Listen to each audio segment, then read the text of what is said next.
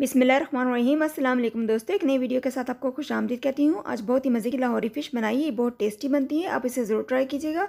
Video अच्छी लगे तो मेरे चैनल को सब्सक्राइब करें, वीडियो को लाइक और शेयर करें और पास वाले बेल आइकन को भी लाजमी प्रेस कर दें।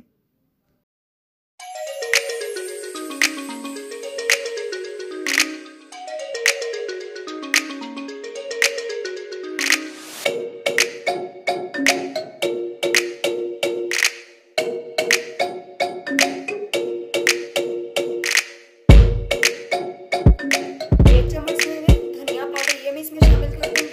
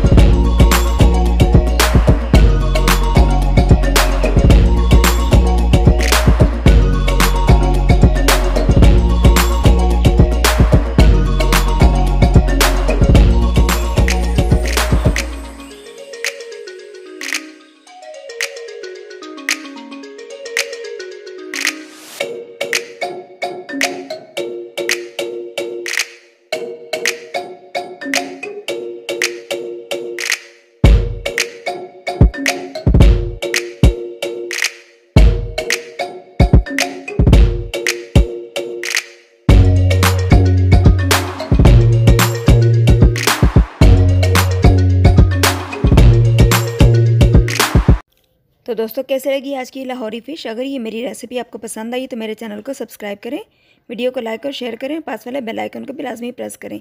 अगली वीडियो तक के लिए आपसे इजाज़त चाहूँगी। मिलते हैं नेक्स्ट वीडियो में, तब तक के लिए अल्लाह हाफ़िज़।